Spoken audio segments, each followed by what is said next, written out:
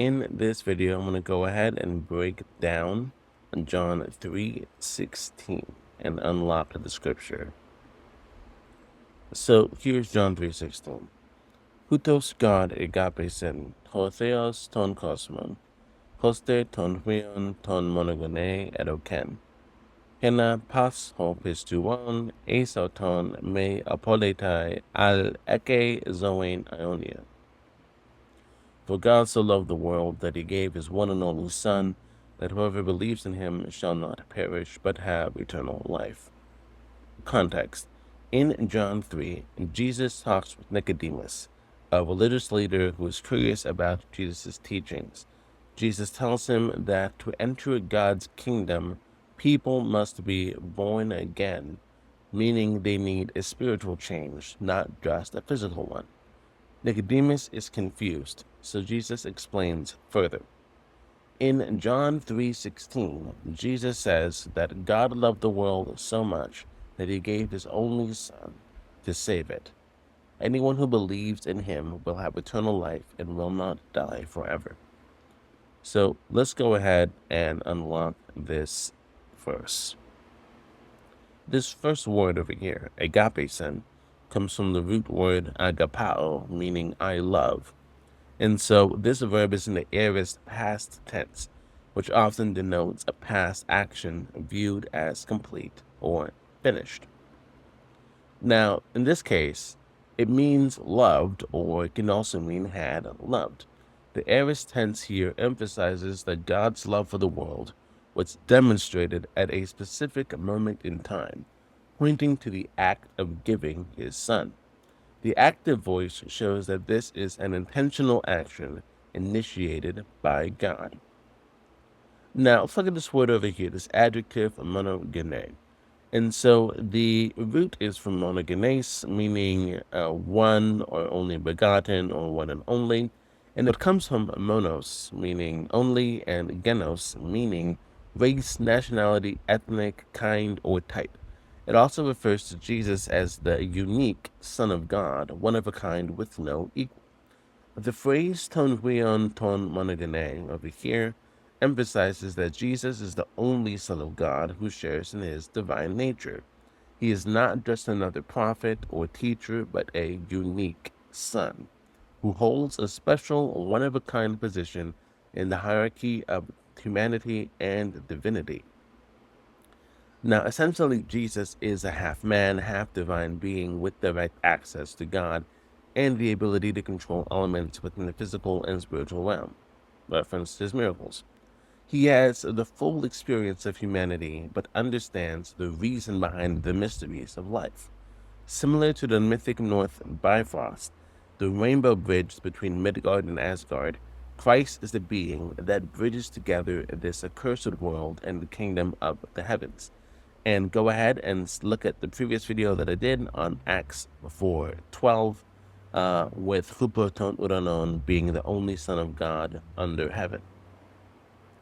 Now, if you want a more in-depth video on the aspect of God is light, go ahead and comment down below. God is light. And so I can go ahead and create that entire breakdown for you. But until then, let's go ahead and return to John 3:16. Now, what's interesting here is the absence of the word autou. In other passages, we often see autou or other possessive pronouns used to specify that Jesus is God's Son. E.g., look at Matthew 3:17, and this is my beloved Son. So these texts highlight the personal, relational aspect of Jesus being God's Son. But in this verse, however, the absence of this possessive language moves the focus from the relationship to the action, God giving, and the identity, the unique, only begotten Son. And so the omission of autou also gives us the notion that Jesus is the Son for everyone. He is the Son who was given for the entire world. It emphasizes the act of offering in the word edoken, and the fact that Jesus is not simply God's personal possession, but rather a gift to humanity. This omission serves to broaden the understanding of Jesus' role, focusing more on his universal identity as the one through whom deliverance comes, rather than just the possessive aspect. In this case, that'll be in the genitive case, meaning like the mug of the dad versus dad's mug. And so for him, it is that he is the one through whom deliverance comes rather than being the possessive aspect of being God's son. Now, let's take a look at the word edoken. It comes from the root didomi, meaning I give or I offer. And it is aorist active indicative of third person, singular, and it means gave or offered. And is also part of the aorist tense, indicating a single definitive action in the past. God's giving of his son is viewed as a completed act, which again emphasizes the finality and fullness of this gift. The active voice underscores God's initiative in giving the only Son for the world's salvation.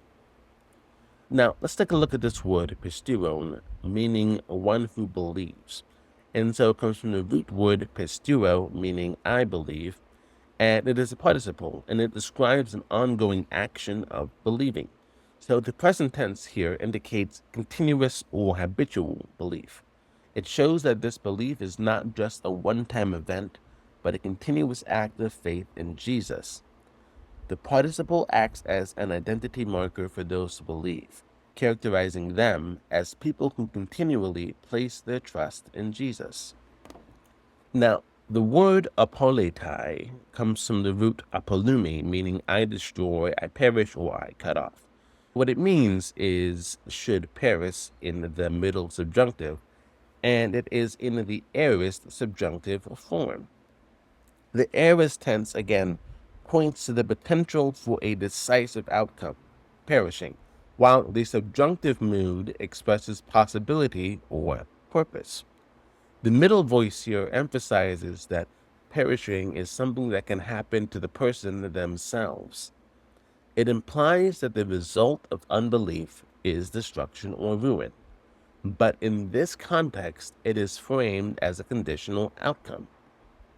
Here we have the verb eke, from the root echo, meaning I have, and it is again in the subjunctive form, and it means should have or I may or might have.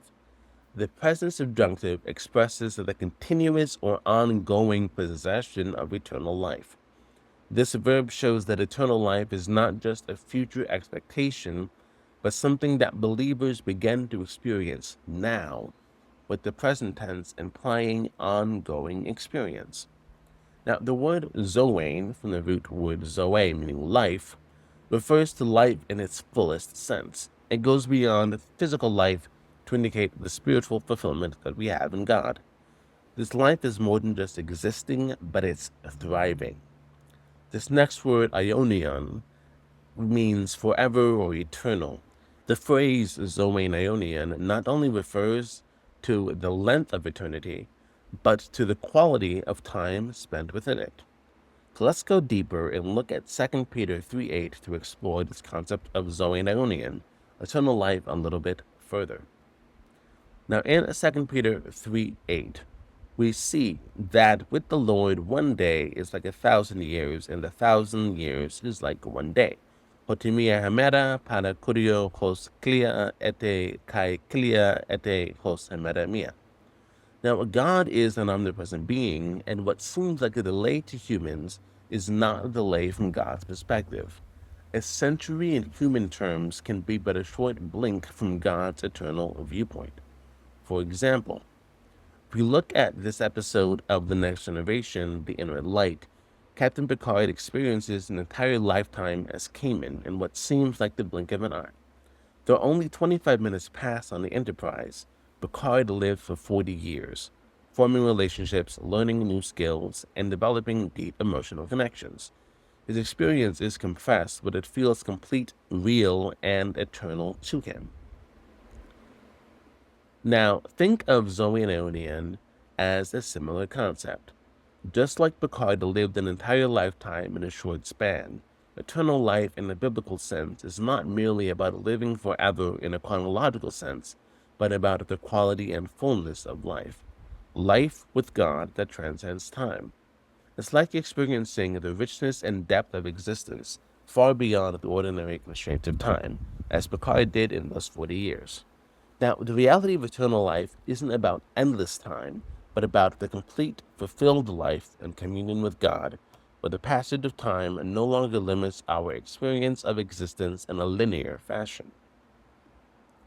Now, if we look at this over here, the thing is, in 2 Peter 3:9, the following verse, we see that the Lord does not delay the promise, as some esteem slowness, but is patient toward you, not willing for any to perish, but all to come to repentance. And there's that word, apolestai, over here. And so this word shares the same principal point for apolumi, for perish, in John 3:16. If you look over here, the middle voice shows that the subject is doing something that affects themselves or that they care about personally. In this case, it could mean to perish in a way that directly involves the subject. This form will be used when the focus is on the action of the perishing or being lost, possibly in a deeper or spiritual way. For example, imagine that you're at a will reading and the lawyer starts listing everything being given to you. Instead of patiently listening, you interrupt and reject each item, saying no thanks before they even finish. You're actively involved in the process of rejecting the gifts, but it affects you personally because those gifts were meant for you. In the middle voice, it's like you're taking part in the action and it directly impacts you. Just like in the will reading, you're not passively sitting back, you're actively involved in what is happening to you. Now, looking at apolesthai over here, so when Zoeneonian refers to the eternal life that God offers to those who believe in his only Son, the life is not just an ending, but it also has a quality of being in perfect communion with God. Eternal life begins the moment a person believes in Jesus as a unique individual who can redeem them from this accursed reality. Again, see Acts 4:12 video below. But it is up to us to accept the gift of eternal life from the risen Christ, not up to God. It's like a two-factor authentication. It doesn't unlock until you input the correct password. So here is the scripture.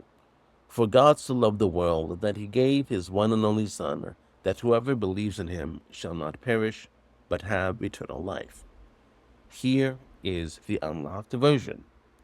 For God so loved the world that he offered the uniquely born Son, so that everyone who continually believes in him will not be cut off, but have access to life forever. Thank you for watching this video. Please like and share this video with your neighbor. Subscribe to the channel for more content like this. If you've gotten this far, again, comment down below. God is light if you want more content on that. And I'll catch you in the next one.